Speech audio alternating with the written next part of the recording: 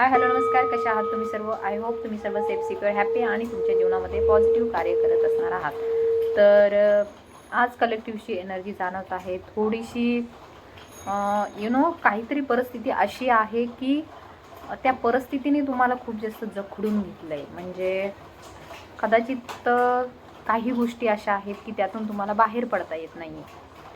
तुम्ही प्रयत्न तर करत आहात बाहेर पडण्याचा, अँड तुम्ही ठाम निर्णयही घेतलेला आहे की नाही, मी ह्या परिस्थितीमध्ये आणखीन जास्त राहणार नाही, मला यातून बाहेर पडायचं आहे. त्या दृष्टीने तुम्ही पाऊलंही उचललेले आहे, त्या दृष्टीने तुम्ही पुढेही गेलेले आहात. एकटेच आहात तुम्ही असू शकतं आणि जीवनातील अनेक संघर्षांना तोंडही देत आहात. बट जो काही तुम्ही निर्णय घेतलेला आहे त्या बाबतीमध्ये इतर जे लोक आहेत ते थोडं साशंकता व्यक्त करत आहेत. कदाचित त्यांना असं वाटत आहे तुम्ही जो काही निर्णय घेतलेला आहे तो एका दृष्टीने योग्य आहे, परंतु ऑल ओव्हर ॲस्पेक्टने तो निर्णय योग्य नाही आहे. किंवा असू शकतं त्यांचं म्हणणं असं आहे की तुम्ही तुमचा निर्णय बदलावा. किंवा असू शकतं त्यांना असं वाटत आहे की जो काही निर्णय तुम्ही घेतलेला आहे तो तुमच्यासाठी चांगला आहे, बट तुमच्याशी निगडीत जे लोक आहेत त्यांच्यासाठी तो चांगला नाही आहे. अशा प्रकारचे काही लोकांच्या जीवनामध्ये सिच्युएशन येथे दिसून येत आहे. अँड ही सिच्युएशन असू शकतं मागील एका महिन्यापासून खूप जास्त क्रिटिकल झालेली येथे दिसून येत आहे. अक्षरशः तुम्हाला ज्या व्यक्तीसोबत राहण्याची बिलकुल इच्छा नाही आहे, बट सर्कमस्टान्सेस असे झालेले आहेत की असू शकतं तुम्हाला त्या व्यक्तीसोबत राहावं लागू शकतं. अँड तुमचं मन नाही आहे त्या व्यक्तीला माफ करण्याचं, बिकॉज त्या व्यक्तीने तुम्हाला खूप जास्त दुःख, पेन अँड त्रास दिलेला आहे. सो तुम्हाला त्या राहून सगळ्या गोष्टी आठवतात.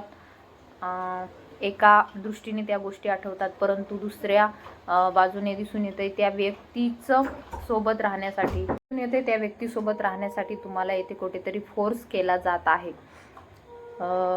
बट तुमचं मन नाही आहे, कारण की तुम्हाला त्या व्यक्तीने खूप जास्त त्रास दिलेला आहे, दुःख तुम्हाला त्यापासून मिळालेलं आहे आणि तुम्हाला आता त्या व्यक्तीसोबत राहण्याची बिलकुल इच्छा नाही आहे. तर पाहूया या बाबतीमध्ये तुमची करंट सिच्युएशन काय आहे आणि त्यावरती डिवाईन गायडन्स आपल्याला काय मिळतं आहे ते आपण आजच्या व्हिडिओमध्ये कव्हर करणार आहोत. तर पाहूया या बाबतीमध्ये डिवाईन गायडन्स काय मिळतं आहे. तोपर्यंत तुम्ही चॅनलवरती नवीन असाल तर सबस्क्राईब करून घ्या. ओम नमः शिवाय, हर हर Mahadev, Shri Swami Samarth, my angel spirit guides, all positive energies, please guide me in this reading.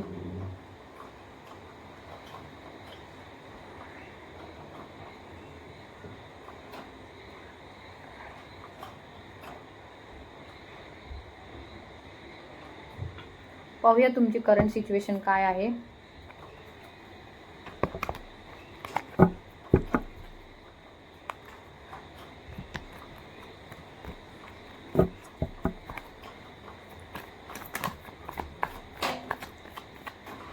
Okay, the first card इथे सेलिब्रेशनचं आलेलं आहे, दिसून येत आहे.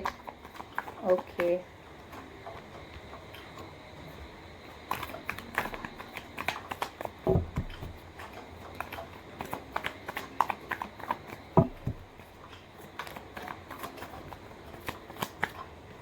ओके, ठीक आहे. ओके, ठीक आहे, चला.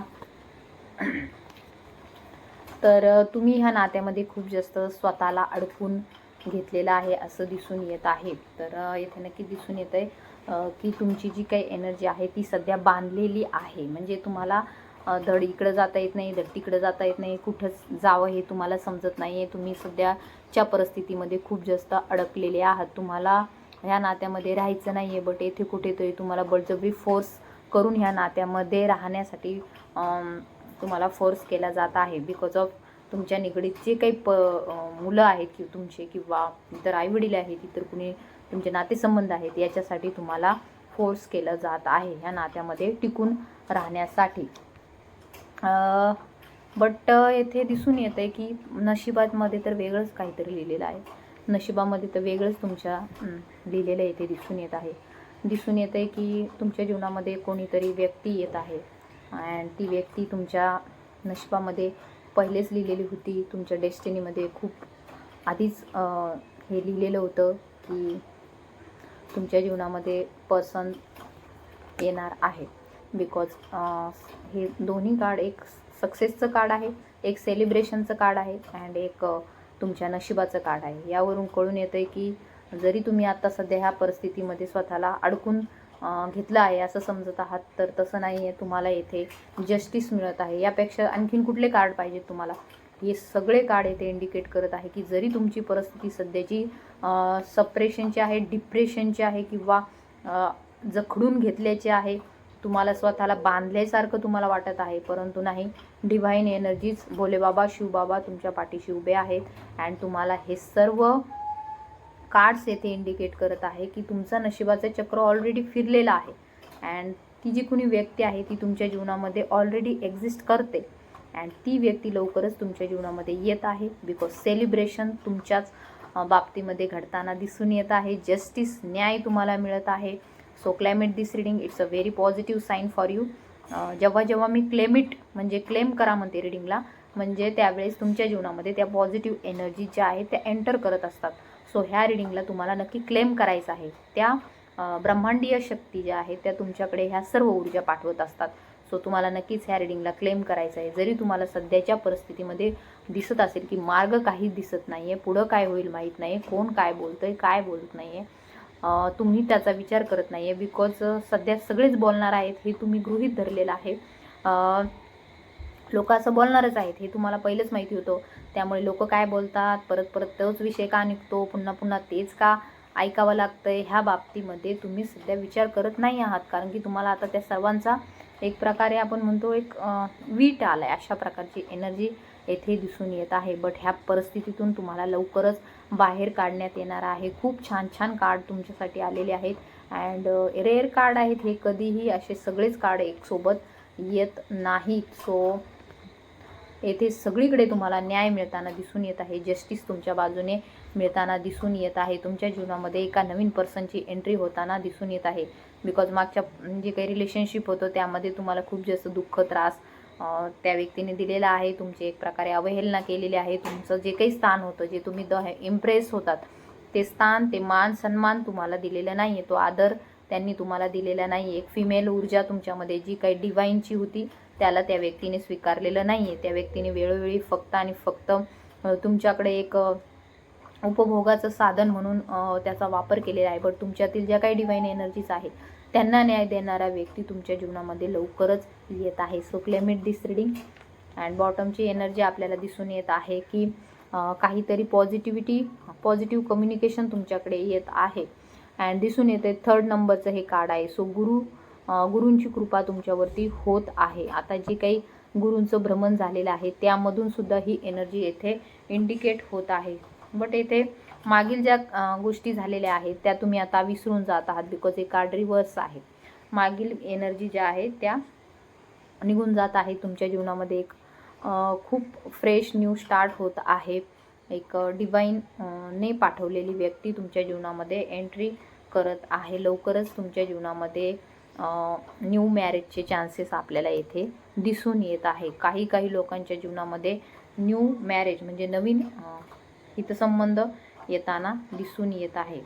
सो लवकरच ही गोष्ट तुमच्या जीवनामध्ये येत आहे. जरी तुम्हाला वाटत असेल सध्याची परिस्थिती थोडीशी दुःखदायक आहे, रिजेक्टेड फील करत आहात, बट नो, हे जे कोणी पर्सन आहे ते तुमच्या जीवनामध्ये पुढील 1 वर्षामध्ये मॅरेज रिलेटेड ऑफर घेऊन येताना दिसून येत आहे.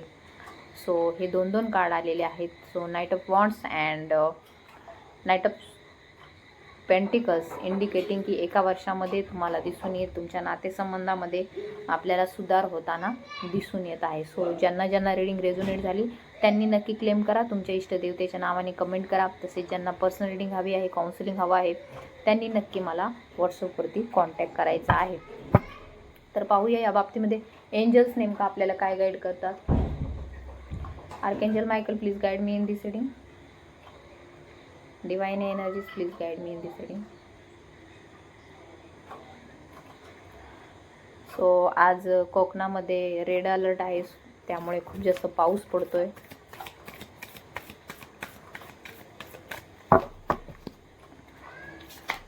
Angels, please guide me in this situation.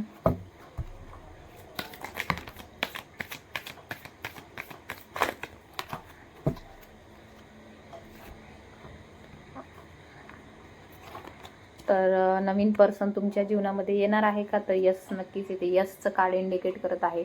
एंजल्सही तुम्हाला इथे कन्फर्म करत आहे की न्यू पर्सनची एंट्री तुमच्या जीवनामध्ये होत आहे. तुमच्या हेल्थमध्ये सुधारणा होताना दिसून येत आहे. मे बी असू शकतं काहींचं वेट गेन झाला असेल, वाढला असेल, काहींना तब्येतीच्या इतर तक्रारी असतील, पोट दुखत असेल, डोकं दुखत असेल किंवा इतरही काही आर्थराईटसारखे आजार असतील, हाडांचे आजार असतील, तर त्यामध्ये इम्प्रूव्हिंग होत आहे. म्हणजे ते आजार जे आहे ते हेल्थ जी आहे ती तुमची सुधारत आहे. काहीतरी पीसफुल रिझोल्युशन निघत आहे, म्हणजे शांततापूर्व मार्ग तुमच्याकडे येत आहे. रिकन्सिडर काही गोष्टी ज्या होत्या जुन्या, तर त्या रिकन्सिडर होत आहे अँड सगळ्या काही तुमच्या बाजूनीच त्या होत आहेत.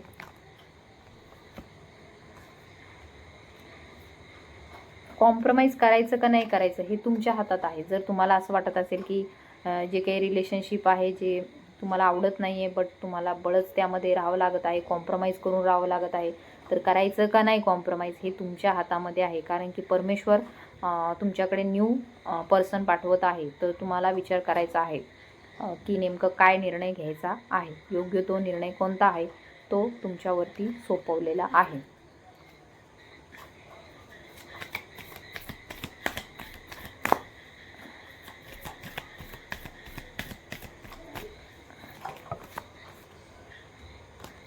ठीक आहे, तुम्ही जर ह्यामध्ये कन्फ्यूज असाल की काय निर्णय घ्यावा, अजूनही तुम्हाला कन्फ्युजन असेल, तर डिवाइन तुम्हाला साईन पाठवणार आहे. काही संकेत तुम्हाला मिळतील. सो एंजल्स तुम्हाला इथे गाईड करत आहे. Look for sign. काही संकेत तुम्हाला मिळत आहेत का, तर त्याकडे लक्ष द्या. And get more information. म्हणजे या बाबतीमध्ये आणखीन काही तुम्हाला माहिती घेण्याची गरज आहे, तर ती तुम्ही घेऊ शकता. म्हणजे एखाद्या ठिकाणी टॅरोट रिडिंगनुसार पर्सनल रिडिंग घेऊ शकता किंवा ॲस्ट्रॉलॉजीनुसार घेऊ शकता किंवा इतर कुठून तुम्हाला काही इन्फॉर्मेशन मिळत असेल, फ्रेंड्स वगैरे नातेवाईकांकडून, तर ती तुम्ही घेऊ शकता. माझ्याकडूनही तुम्ही पर्सनल रिडिंग करून घेऊ शकता. कारण की काही महिन्यामध्येच ह्या सगळ्या गोष्टी ज्या आहेत त्या चेंज होताना दिसून येत आहे. Within the next few months, पुढील काही महिन्यामध्येच परफेक्ट टायमिंग येत आहे. So claim it this reading. It's a very good sign for you. काही संकेत तुम्हाला मिळणार आहेत, त्याकडे लक्ष द्या. व्हिडिओ मिळेल, एखादा गाणं ऐकायला येईल, एखादी व्यक्ती मिळेल की भेटेल किंवा काहीतरी तुम्हाला ती सांगेल ह्या बाबतीमध्ये, किंवा तुम्ही गायडन्स घेऊ शकता. Thank you so much. ज्यांना रिडिंग रेझोनेट झाली त्यांनी क्लेम करा. तुमच्या इष्टदेवतेच्या नावाने कमेंट करा. ओम नमः शिवाय, हर हर महादेव, श्री स्वामी समर्थ, किंवा तुमच्या जे कोणी इष्टदेव आहेत त्यांच्या नावाने तुम्ही कमेंट करायचे. So thank you so much.